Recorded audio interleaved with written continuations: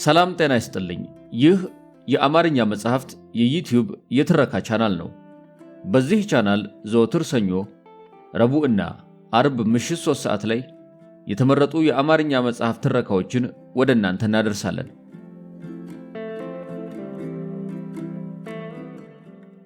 በዛሬው የትረካ ሰዓታችን አሌክስ አብርሃም ዙቤዳ ከተሰኘው መጽሐፍ ውስጥ ያገኘነውን ሄደች አሉ ጋራ ጋራውን የተሰኘውን ተወዳጅ አጭር ልብ ወለድ ስራውን እነሆ ለእናንተ። ትረካውን ማድመጥ ሲጀምሩ ቪዲዮ ላይክ ማድረግዎን አይርሱ። ቻናላችንን ሰብስክራይብ ካላደረጉ ሰብስክራይብ በማድረግ የቻናላችን ቤተሰብ ይሁኑ። እስከ ትረካው ማብቂያ ድረስ አብራችሁን ቆዩ።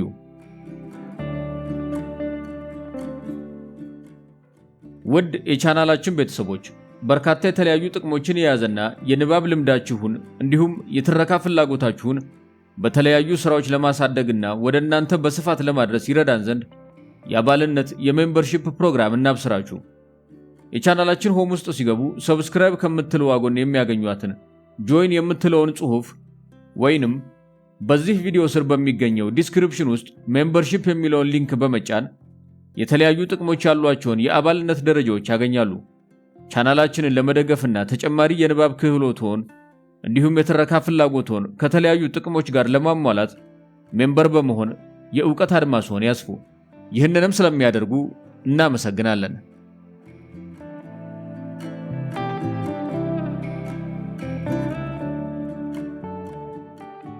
ሽማግሌው አንድ ማለዳ ተነሳና ባዶ ሜዳ ላይ የሆነ ነገር መስራት ጀመረ። መንደርተኛው ሁሉ ሽማግሌው የሚጎትተውን ትልልቅ ግንድ በግርምት እያየ ጠየቀው። ምን እየሰራህ ነው? መርከብ አለ ቆፍጠን ባለ ድምፅ። ዙሪያውን ያሉ ሰዎች እንደ ወትሮ እየተሳሳቁና እየተጫወቱ ነበር የሚያዋሩት። ሽማግሌው ግን እንጨቶቹን እየጠረበ ያለ ወትሮ ሳቂታና ተጫዋች የነበረ ፊቱ በሐዘን ተኮማትሯል። ፍርሃትም አርብቦበታል። መርከብ ደግሞ ምንድን ነው? አለ መንደርተኛው። ከዚያ በፊት መርከብ የሚባል ነገር አይቶም ሰምቶም አያውቅም። መርከብ ማለትማ ያው መርከብ ነው አለ ሽማግሌው። ቁጥብ ነው ሲናገር። መንደርተኛው የባሰ ግራ ተጋባ። ይሄ መርከብ ያልከው ነገር ለምን ይጠቅማል? ሽማግሌውን ከበው በጥያቄ አጣደፉት። መርከብ እንግዲህ ለምን እንደሚያገለግል የሚያውቀው እግዚአብሔር ነው። ጎረቤቶቹ ለዚህ የ500 ዓመት ሽማግሌ ያዘኑ። በቃ ወፈፍ አድርጎት ነው አሉና ወደየጉዳያቸው ተበታተኑ። ካረጁ አይበጁ እያሉ። ይሄ ሽማግሌ ሰው ግን ከምድር ሁሉ ሕዝብ ተመርጦ ሊጠፋ በተደገሰለት ዓለምና እንደገና ሊፈጠር በታቀደለት አዲስ ዓለም መሃል ትውልድ መቋጠሪያ ክር ተደርጎ የተመረጠው ጻድቁ ኖህ ነበረ። ጠፊውን ከለሚው የሚያገናኝ ድልድይ። አዳሜ ድልድዩን ወዴት ትሄዳለህ ይለዋል። በድልድዩ እንደመሻገር የተበላ ነው እዚህ ላይ እኮ ነው። በዘመናት ሁሉ ሊያሻግሩን የተላኩት ድልድዮች እናንተ የተደረሳችሁ የሚል የጅልን ቶፈንቶ ንትርክ እየከፈትን። የኖህ መርከብ የጎረቤቱ አይን እያያት ግንባቷ ተፋጠነ። ሽማግሌው አዲስ ሰዓት ዝንፍ ሳይል እንጨቶችን በመገጣጠም በመጥረብና በማሰር በጣም ብዙ ዓመታት ሰራ። አንድ ቀን ታዲያ ከወደ ሰማይ አባታችን ኖህ እንደምን ዋልክ የሚል ድምፅ ሰማ። እግዚአብሔር ይመስገን እንደምን ዋልክ ብሎ ፀሐይ ለመከላከል እጁን ግንባሩ ላይ ጣል አድርጎ ቀና ቢል አንዱ የመርከብ ምሰሶ ላይ ያረፈ ቁራ ሆኖ አገኘው። አረግ ቁራ አንተ ነህ እንዴ? ምን እግር ጣለህ? አለ ኖህ ወደ ስራው እየተመለሰ። አረ እኔስ በዚህ ሳልፍ ይህቺ ያረፍኩባት ምሰሶ ትንሽ ተጣማ ባያት ጊዜ እንድታስተካክላት ልነግርህ ብዬ ነው አለ ቁራ። አሃ ምኗ ተጣመመ? አለ ኖህ ምሰሶዋን እየቃኘ። አይ ከላይ ሆነ ካላየሃት አታስታውቅም፣ ወደ ሰሜን አዝምማለች አለ ቁራ ቁልቁል ኖህን እየተመለከተ። ኖህ በደንብ ሲያስተውል እውነትም ምሰሶ የተተከለበት ጉድጓድ ውስጥ ተስተካክሎ ስላልገባ ማዝመሙን ተመለከተ። ጉድጓዱ ውስጥም ጨለም ያለ ሰፊ ክፍተት ነበር። እውነትህን ነው ጃል አለና ምሰሶውን አስሮ የሚጎትትበት ገመድ ሊያመጣ ዞር አለ። በዚሁ ፍጥነት ከጨለማዋ ጉድጓድ ውስጥ እባብ ፈትለክ ብሎ ወጣና በአንድ እንጨት ስር ተደበቀ። እባቡ በስህተት የተፈጠረችውን ጉድጓድ ምቹና የምትሞቅ መቀመጫ ሆናለት ነበር። በቁራ ጥቆማ ቤቱን ሊያጣ በመሆኑ እጅግ በጣም ተበሳጨ። ይህ አቃጣሪ ቁራ አለ ደሙ ፈልቶ። ኖህ ምሰሶውን አስተካክሎ ጉድጓድ ውስጥ እንዳስገባ ቁራ ባናቱ ላይ እየበረረ አሁን ግሩም አድርጋ አስተካክለከዋል፣ በል ሰላም ዋል አለ። እግዚአብሔር ይባርክህ ቁራ፣ ሰላም ዋል አለ ኖህ። እባብ ተብሰከሰከ። እሺ የት አባቴ ልሂድ? ሰዎቹ ሲሳሳቱ ብቻ ነው ለኔ ቦታ የሚፈጠረው አለ።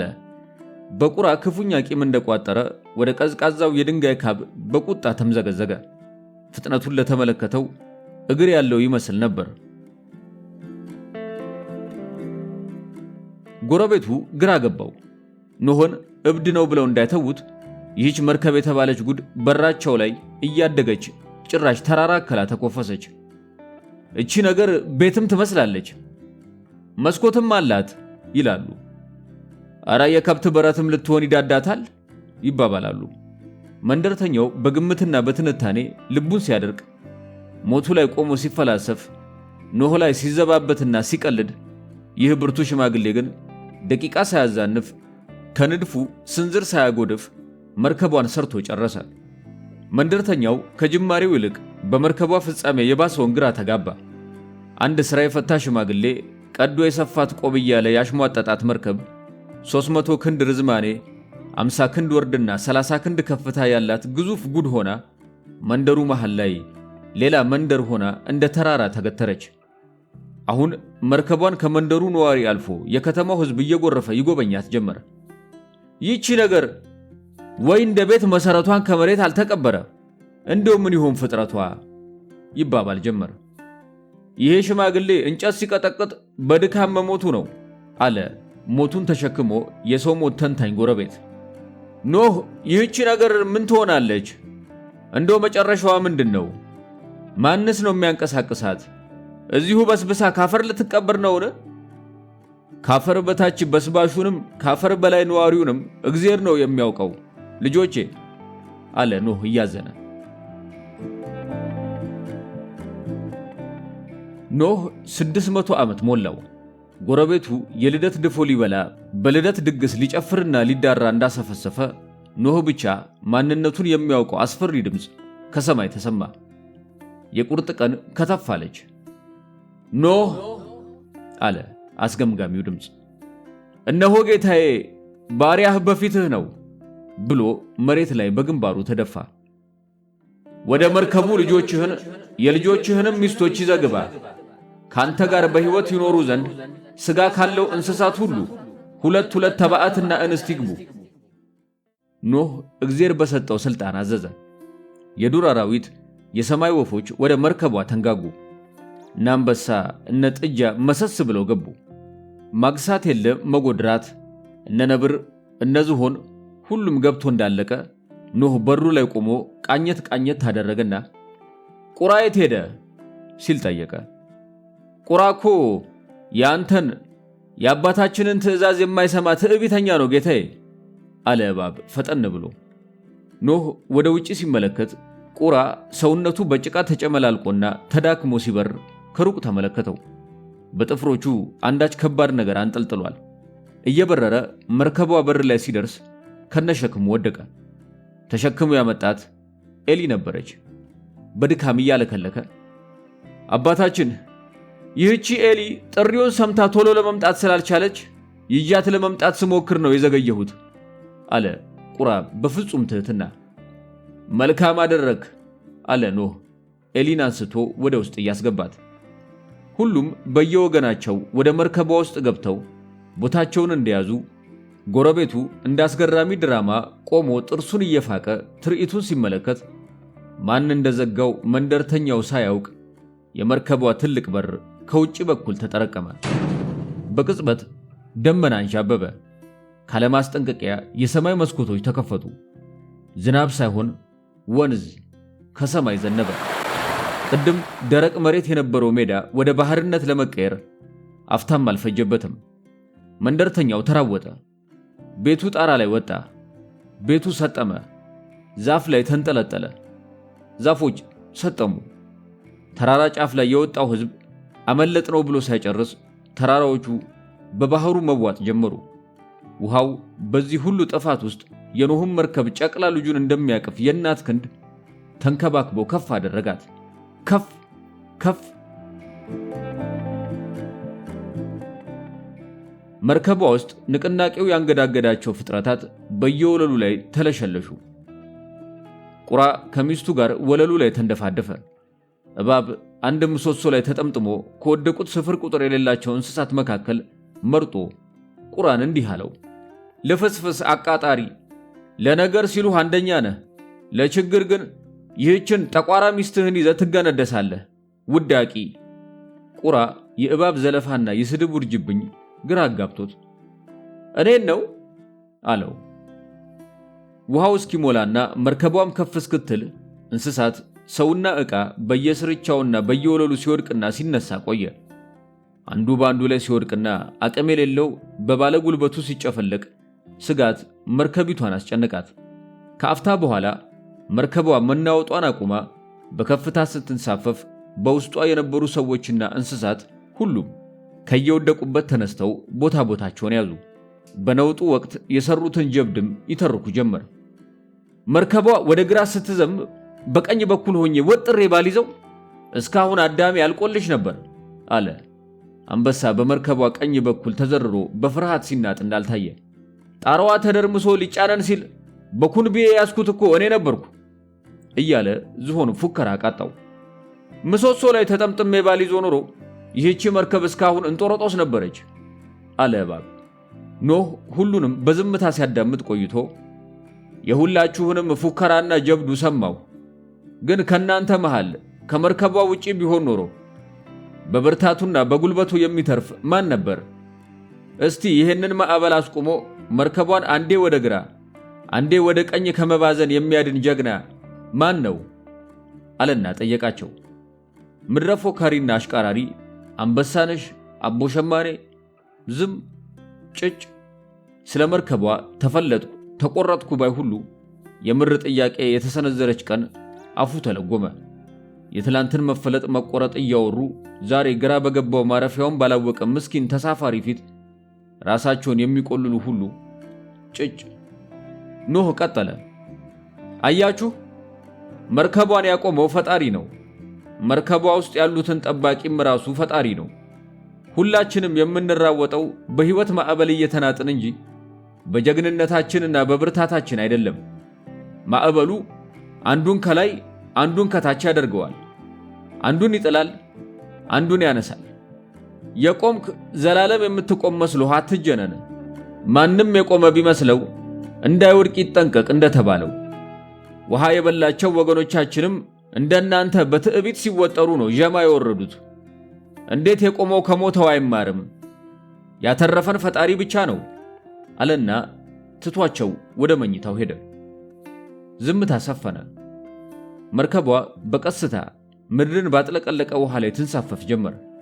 እንደ ቁራጭ ቅጠል ማረፊያዋን አፈቃት። ጠዋት ቁርስ ሰዓት ላይ ኖህና ልጆቹ እንስሳቱ የሚበሉትን እንደየድርሻቸው ሲያድሉ ቆይተው ቀጥ ቢሉ ለወትሮ የሚስገበገቡት እንስሳት በኩርፊያ ፊታቸውን ኮሶ አስመስለው የቀረበላቸውን መኖ ንክች ሳያደርጉ ቆመዋል። ከድፍን የመርከቧ ፍጥረት ቁራና ሚስቱ ብቻ ነበሩ የተበተነላቸውን ስንዴ በፍቅር እየተጎራረሱ በደስታ ሲበሉ የነበሩት። በኋላ ግን የሙሉ መርከቧ ዝምታና ኩርፊያ አስፈርቷቸው የማንቁርታቸውን ጥሬ ጥለው ግራ በመጋባት ቆሙ። ምን ሆናችኋል? አትበሉም እንዴ? አለ ኖህ ግራ ተጋብቶ። አንበላም የሚል የቁጣ ድምፅ መርከቧን አናወጣት።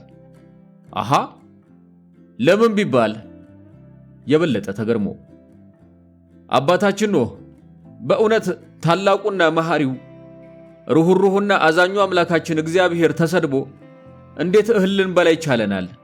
አለ አንበሳ ባስፈሪ ቁጣ። ኖህ በሰማው ነገር ደነገጠ። ማን ነው እግዚአብሔርን የሰደበ ከመካከላችሁ? አለ ኖህ በቁጣ አይኑ እየተንተገተገ። አንበሳ ወደ እባብ እያየ እባብ ያየኸውን ለአባታችን ኖህ ሳትቀንስ ንገረው አለው በትዕዛዝ አይነት ድምፅ።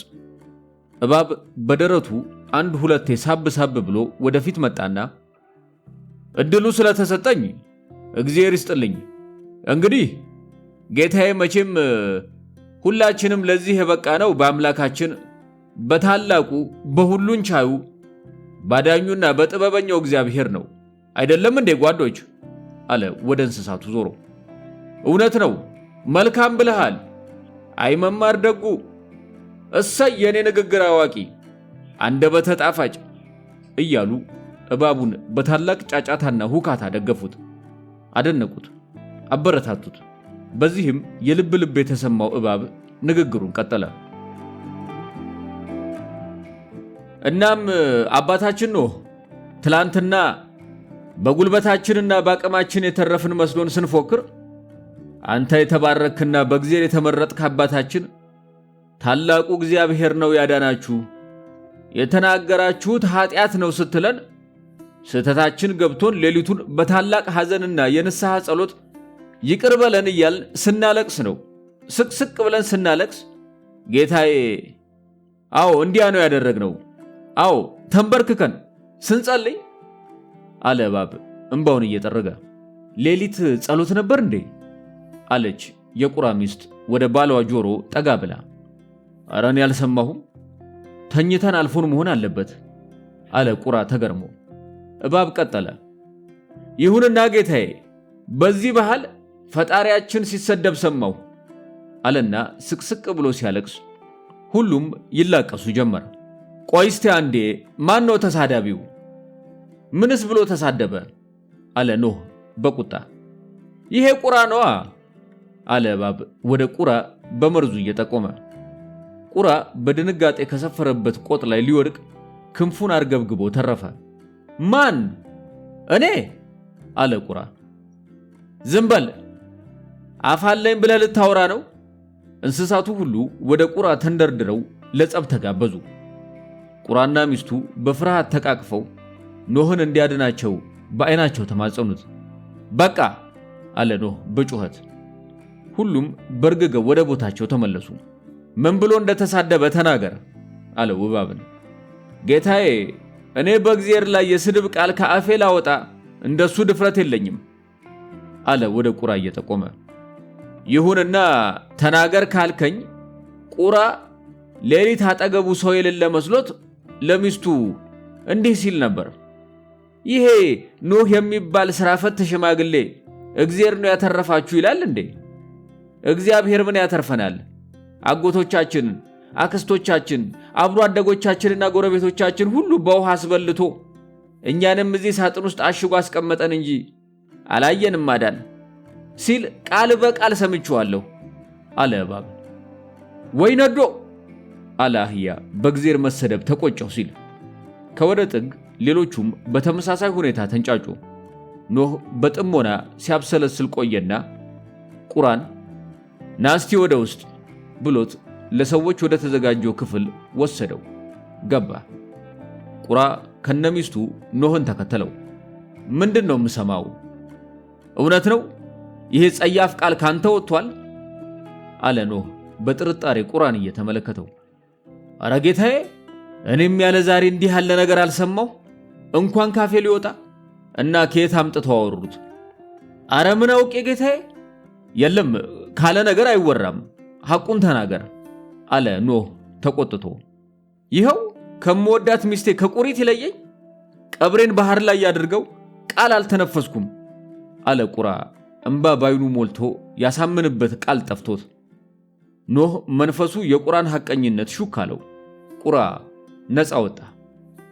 ይሁንና ቁራና ሚስቱ ቁሪት ከመላው እንስሳት ተገለሉ።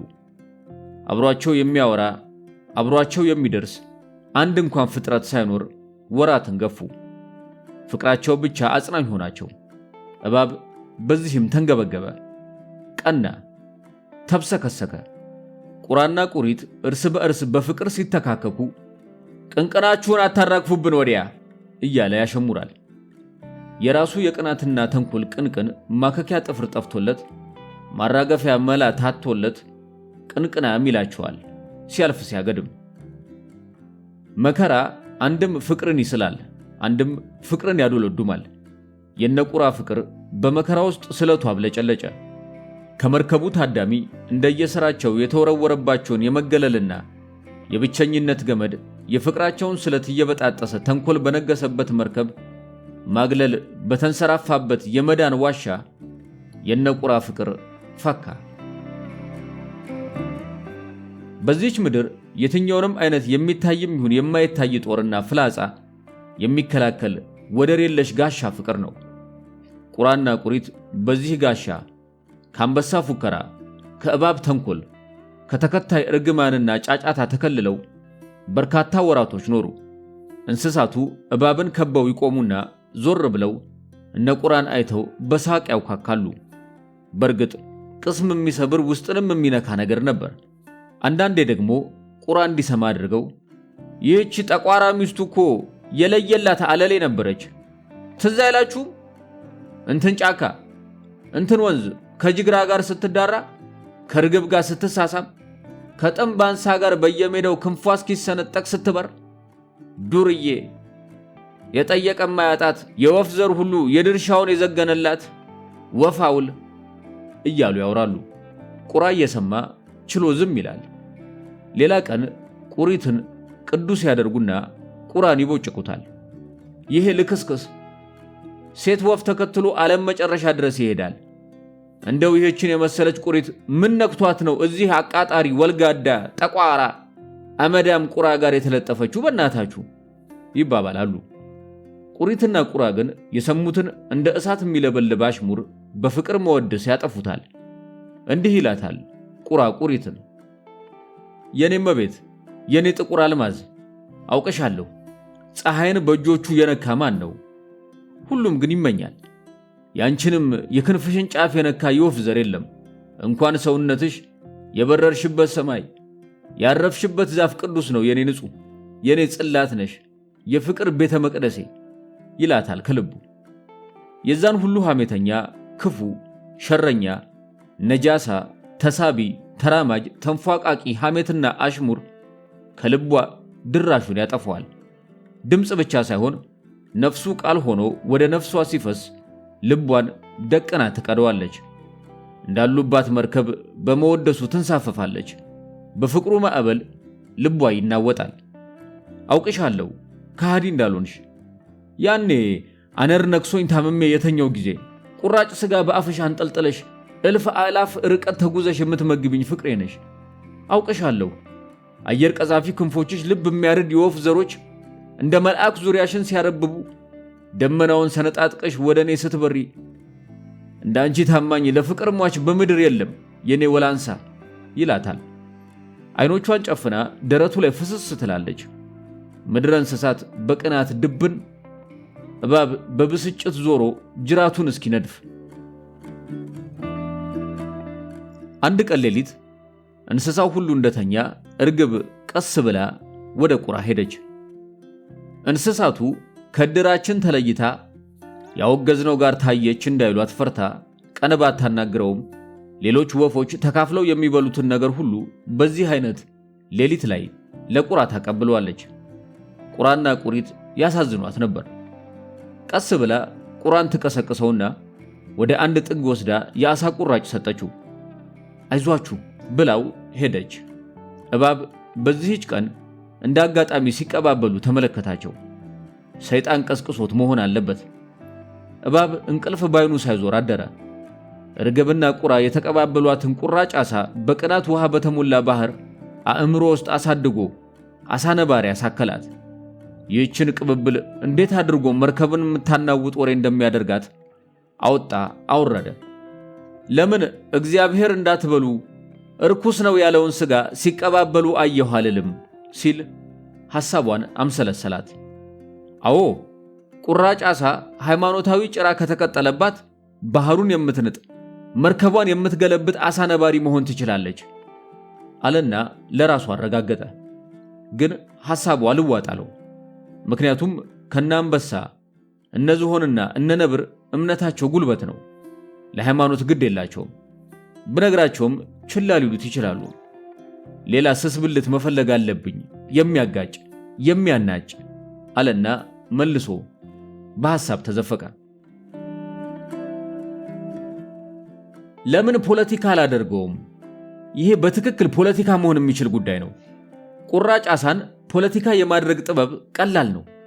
ይህች መርከብ በውስጧ ያለው ትንሽ ምግብ በመሆኑ እንስሳው ሁሉ እስኪጠግብ እንደማይበላ የታወቀ ነው። ታዲያ ሌሊት የዓሳ ስጋ ሲቆርጡና ውስኪ ሲጠጡ የሚያመሹ ለፍቶና ደክሞ የሚኖረው ምስኪን ጭቁን የመርከቧ ነዋሪ ሆዱ እየጮኸ ሲተኛ ጨለማን ተገን በማድረግ ጮማ የሚገባበዙ ሆዳሞች በመሃላችን አሉ።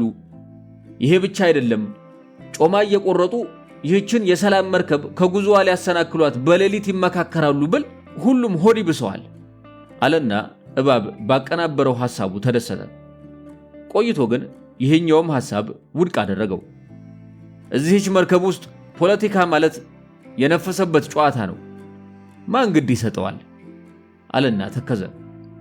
እባብ ሲያሰላስል ቆይቶ ቁራጯን ዓሳ ከዘር ጋር ሊያያይዛት ወሰነ። እንዴት እስካሁን እንዳልመጣለት ገረመው። ከዛም ነገ ለመርከቡ ነዋሪ እንዴት ጉዳዩን አካብዶ እንደሚነግራቸው ማሰላሰል ጀመረ። ጀግናው የአንበሳ ዘር፣ የዝሆን ዘር፣ የነብር ዘር፣ የጎሽና የጉማሬ ዘር ሁሉ ስማኝ፣ ተደፍረሃል። አንተ ባቀናኸው ጫካ ደምህን ባፈሰስክበት ምድር ሲበር የኖረ መድረሻ ቢስ የወፍ ዘር ሁሉ አንተን አስተኝቶ ዓሳ ይገባበዛል። ዓሳዎችም ስሙ፣ አንድ በአንድ ከውሃ እያወጡ እየለቀሙ ሊጨርሷችሁ ዘረኛው የወፎች ቡድን ሌሊት እየተመሳጠረ ነው። እባብ አሳክቶ ባዘጋጀው ንግግር ረካ። ይህቺ መርከብ ነገ የጦር ቀጠና ስትሆን የት ላይ እንደሚቀመጥ ገለልተኛ ቦታ መረጠ። ከዛም በእርካታ ለጥ ብሎ ተኛ። ኖህ የዘውትር ጸሎቱን እያደረሰ ባለበት ማለዳ መርከቧን የሚያናውጥ ታላቅ ድምፅ ተፈጠረ። በድንጋጤ ጸሎቱን አቋርጦ ወደ እንስሳቶቹ አዳራሽ ቢገባ ምድር ቀውጥ ሆናለች። ፎካሪው፣ አሽቃራሪው፣ ባለመፈክሩ፣ ታሪክ ነጋሪው ሁሉ ያዙኝ ልቀቁኝ ይላል። ገላጋዩ ሲረብሽ ረባሹ ይገላገላል። ወዲያው ደግሞ ገላጋዩ ረባሽ፣ ረባሹ ገላጋይ ይሆናል። ግርግሙ ሁሉ ተሰባብሮ ጎርፍ የዘለለባት ከተማ መስሏል መርከቡ። ምንድነው አለ ኖህ። ከእግዚአብሔር የተቸረው ግርማ ሞገስ አስፈሪ ነውና ሁሉም የኖህን ድምፅ ሲሰሙ ዝም አሉ። ጌታዬ፣ ተከባብረንና ተፈቃቅረን የምንኖርባትን መርከብ ዘረኞች በጠበጧት አለ ነብር። እንዴት ማለት አለ ኖህ። እንስሳው ሁሉ እየተቀባበለ እየተሽቀዳደመ ስለ ቁራና እርግብ የሌሊት ግብዣ ለኖህ ነገረው። ኖህም እባብን ጠርቶ ስለ ጉዳዩ እንዲያስረዳ አዘዘው። ጌታዬ፣ የሆነው ነገር ሁሉ ህልም እንጂ እውነት አይመስልም። ቁራ ከመኝታው ተነስቶ ወደ እርግብ መኝታ ሄደና ባለቤቷ መተኛቱን ካረጋገጠ በኋላ ቀስ ብሎ ቀሰቀሳት። እሷም ተከተላው ወደዛ ወደ ውሃ ማስቀመጫው ሄዱ። እኔ ደግሞ እንደ ሁል ጊዜው ሊሳሳሙና ሊዳሩ ነው ብዬ ችላ አልኳቸው አለና በቆረጣ የቁራን ሚስት አየት አደረጋት። ተሳክቶለት ነበር።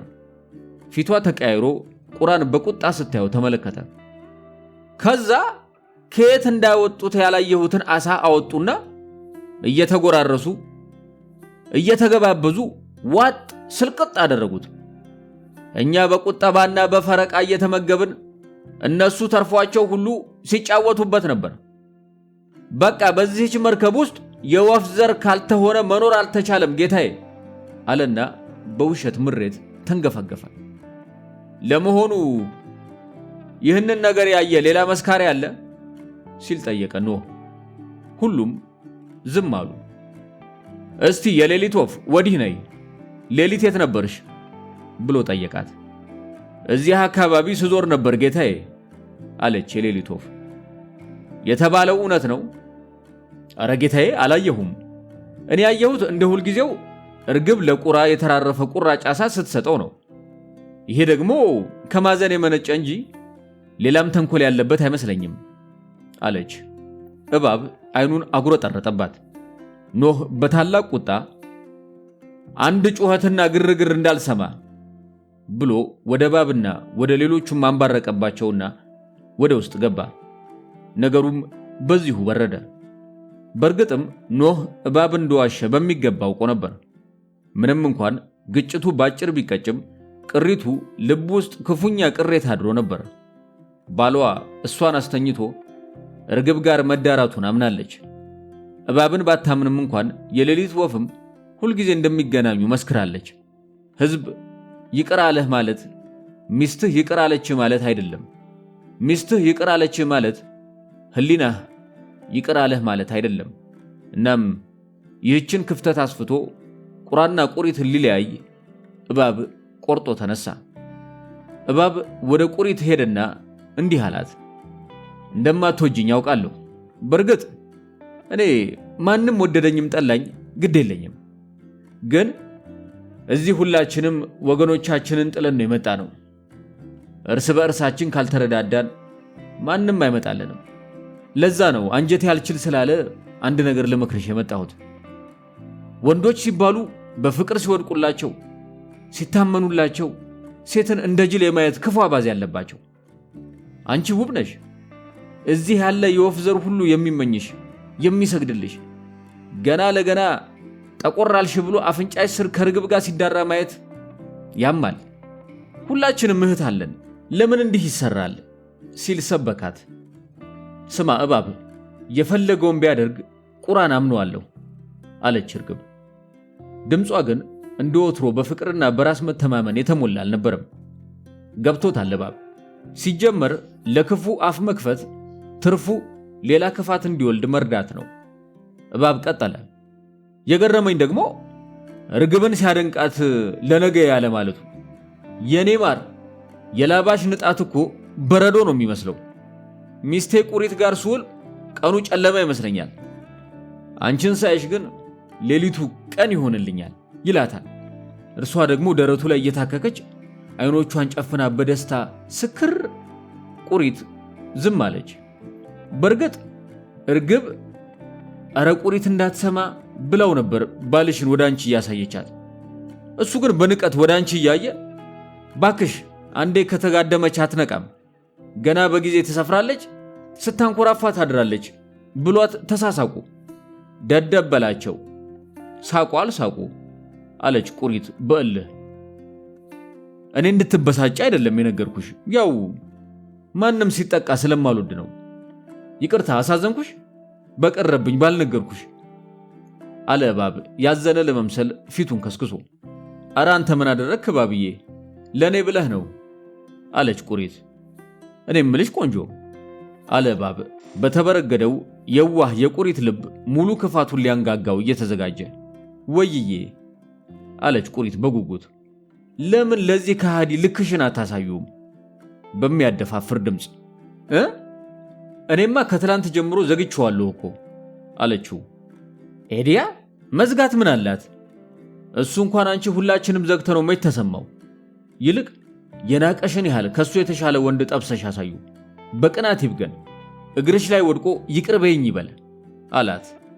አይ እንደዛ እንኳን አይሆንም አለች ቁሪት ፈጽሞ ያላሰበችው ነገር ሆኖባት። ባክሽ አታካብጂ።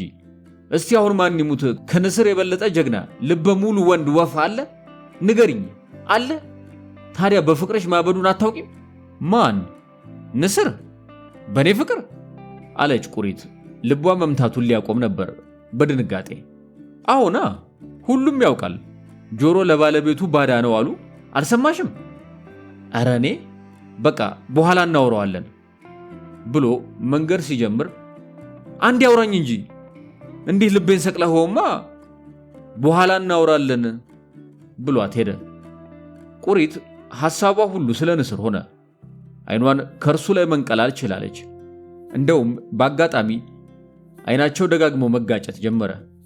ውይ አይኖቹ ሲያምሩ አለች በውስጧ። ስለ ንስር ጀብዱ ሲወራ ብዙ ሰምታለች። እናትና አባቷ ሳይቀሩ ከዘመነ ጫጩትነት ጀምሮ ንስርን ሲፈሩና በስሙ ሲርበደበዱ ታውቃለች። የወፎች ንጉሥ መሆኑን ከደመና በላይ በግርማ ሞገስ እየተንሳፈፈ ጠላቶቹን ድባቅ እንደሚመታ እንደውም ሰዎች ሳይቀሩ ሲደነቁ እንደ ንስር ብርቱ እንደሚባባሉ ብዙ ነገር ሰምታለች እና ይሄ ታላቅ ፍጥረት በፍቅሯ መውደቁን ስትሰማ ተሸበረች። በቀጣዩ ቀን እባብ ወደ ንስር ጠጋ አለና ግን አንተ ያዩ ሴቶች ሁሉ እንዲህ በፍቅርህ ውድቅ የሚሉልህ ለምንድን ነው ሲል ጠየቀው። ለማን? ለኔ አለ ንስር ተገርሞ። ታዲያስ? ቁሪት ባንተ ፍቅር አብዳ የባሏ አይን ሁሉ አስጠላት። አላወኩም ልትል ነው? እኔ አላውቅም አለ በጉጉት ወደ እባብ ጠጋ ብሎ ሌላ ወግ ለመስማት። እችን ይወዳል። በቃ አንተን ካላየች ምግብ ሁሉ አትበላም ስልህ እንደውም በፍቅሩ ጧት ማታ ከመሰቃየት ባንዱ ቀዳዳ ከዚህ መርከብ ወጥቼ ውሃ ይብላኝ እያለች ነው። አሃ ለካ ሰሞኑን የምታፈጥብኝ አለ ንስር በሐሳቡ። ንስር ቀጥ ባለ ቁጥር ቁሪት ጋር መፋጠጥ ሆነ። አይናቸውን እያስለመለሙና ሆን ብለው ሊተያዩ የሚችሉበት ቦታ መርጠው በመቀመጥ ፍቅር የመሰላቸውን የተንኮል መረብ በጋራ ለበሱት። ሲተላለፉና በአጋጣሚ ሲቀራረቡ ሆን ብለው መነካካት ጀመሩ። በተለይ ቁሪት ሰውነታቸው በተነካካ ቁጥር የሚነዝራትን አንዳች ስሜት መቋቋም ፈተና ሆነባት። አንድ ሌሊት ቁራ ከእንቅልፉ ሲነቃ ቁሪት ከጎኑ አልነበረችም። ግራ ቀኝ ሲቃኝ ልክ እርግብ ጋር ቁራጭ ዓሣ የተቀባበለበት ቦታ ላይ ታላቁ ንስር ደረት ላይ የእርሱ ቁሪት በሰመመን ደገፍ ብላ ዓለሟን ስትቀጭ እንደ ህልም ብዥ ብላ ታየችው። ቁራጭ ዓሣ እየተቀበለ አልነበረም፣ ሙሉ እሷነቷን እያስረከበ እንጂ። ቁራ በዚህች ምድር ላይ አለችኝ የሚላትን ሚስቱን አጣ። የንስርና የቁሪት ወዳጅነት በድፍን የመርከቡ ታዳሚ ተደነቀ። እንዲህ ነው እንጂ ሲገጣጠም ተባለለት። ቁሪትና ንስርም በወረት ፍቅር ላባቸውን ጥለው አበዱ። ሲበሉ አብረው፣ ሲጠጡ አብረው። ሌላው ቢቀር ንስር ተብሎ ሲጠራ ቁሪት አቤት እስከ ማለት ደረሰች። የተዘፈቀችበት እግር እጅ የሌለው እልህ ከተከበበችበት ጋር ተዳምሮ የቁራን የነፍስ ጩኸት እንዳትሰማ አደነቆራት።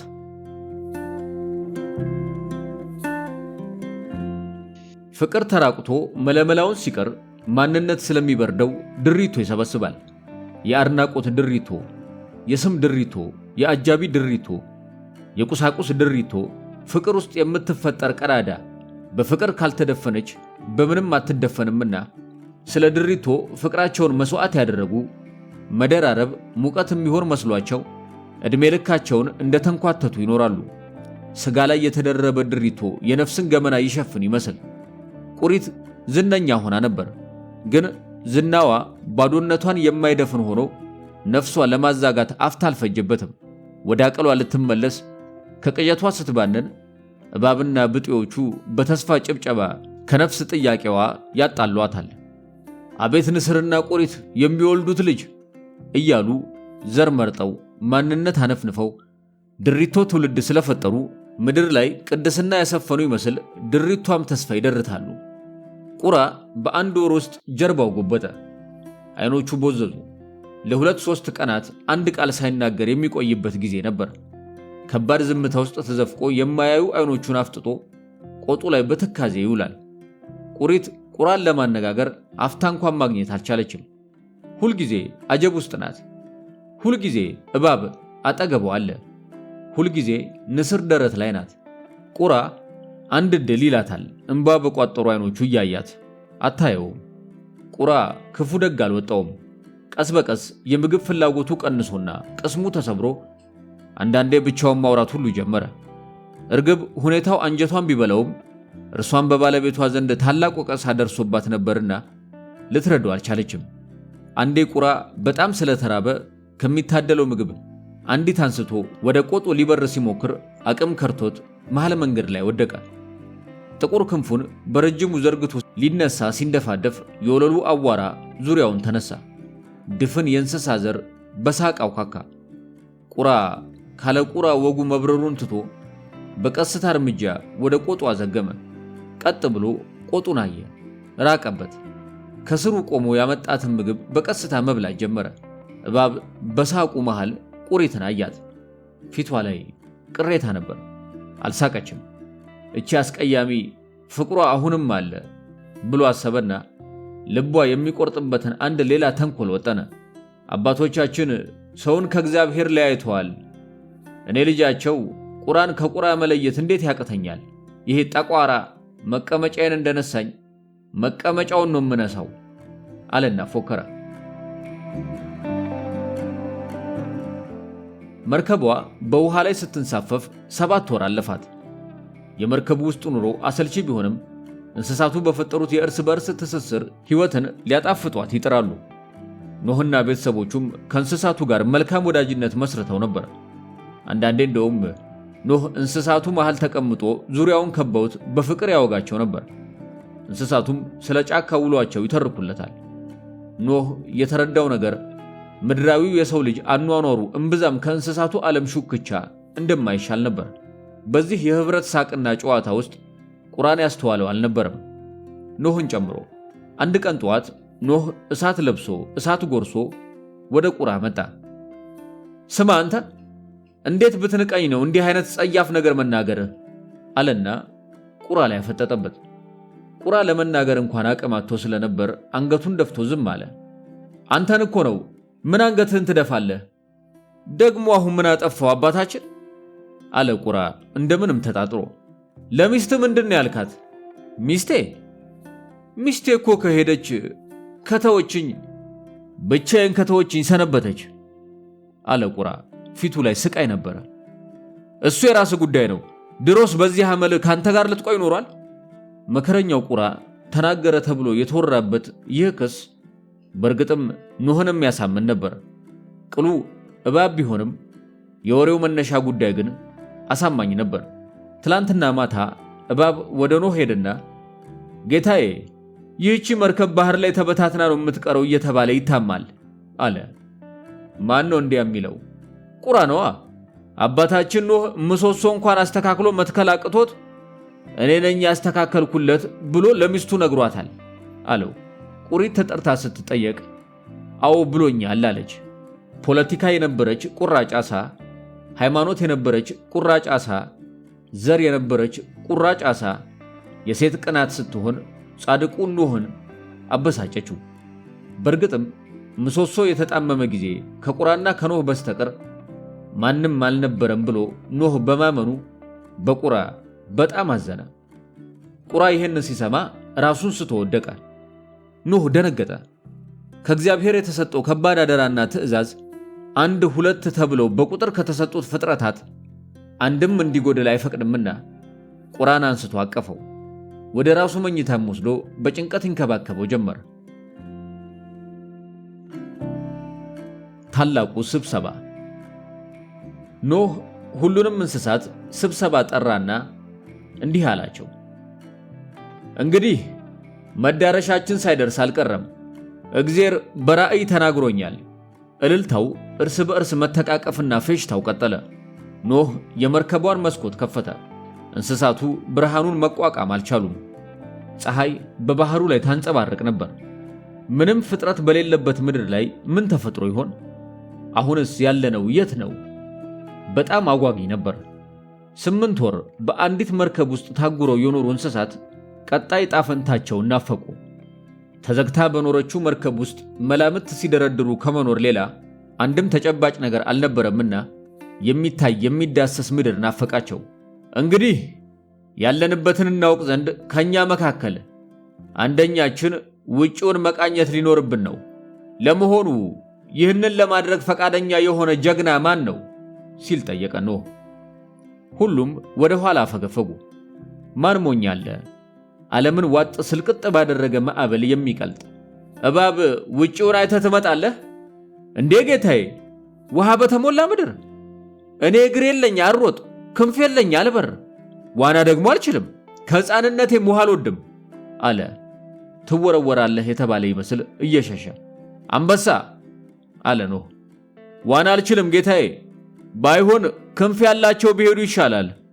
ንስር አንተ በመቃኘት ወደር የለህም ብሎ ኖህ ንግግሩን ሳይጨርስ እንዴ እኔን ለማን ትቶ አለች ቁሪት አንገቱ ላይ ተጠምጥማ።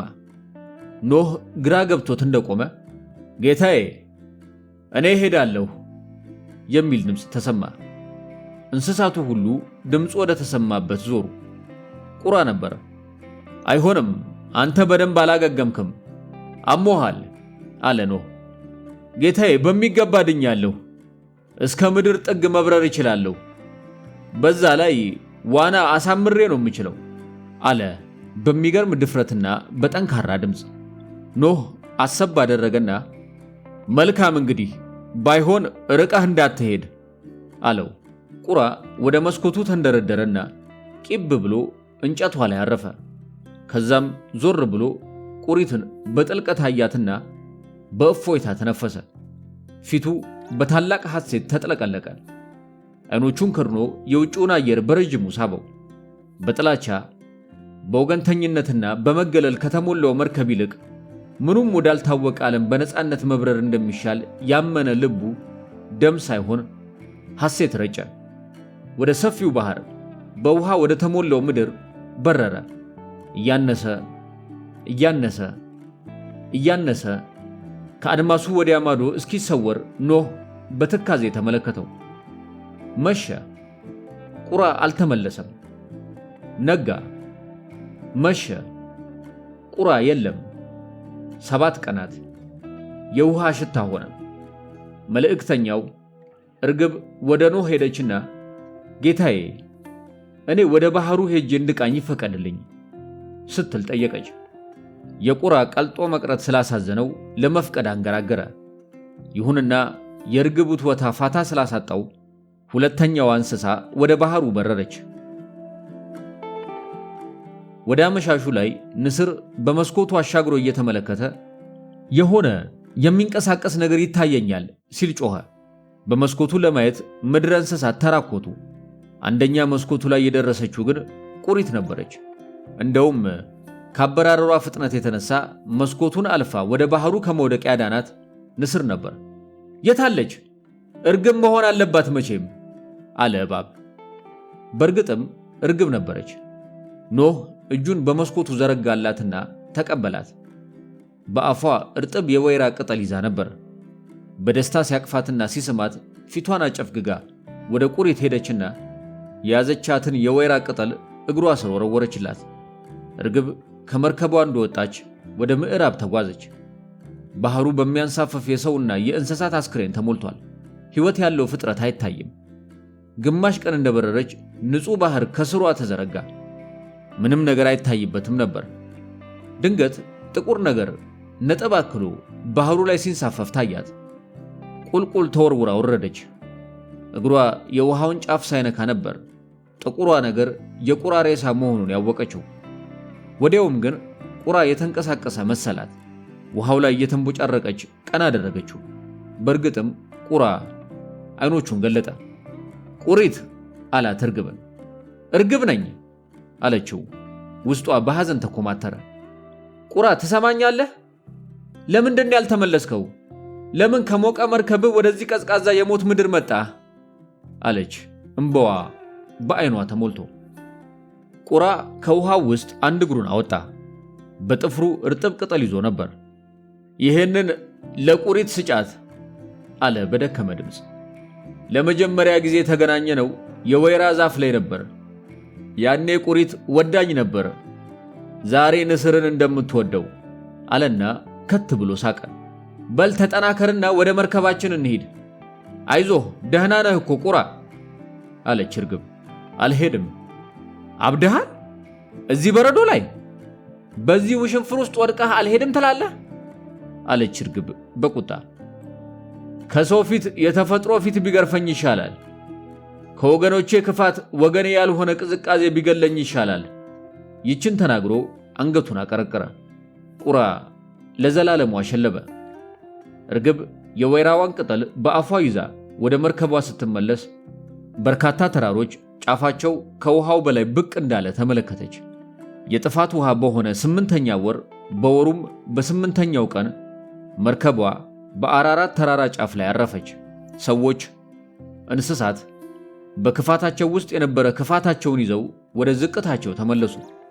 እግዚአብሔርም አለ፣ ክፉዎች ከፍ ስላሉ ከክፋታቸው አይመለሱም፣ ደጎችም ዝቅ ስላሉ ከደግነታቸው አይመለሱም። የኔም ዓይን በከፍታ ይሁን በዝቅታ አብራችኋለች።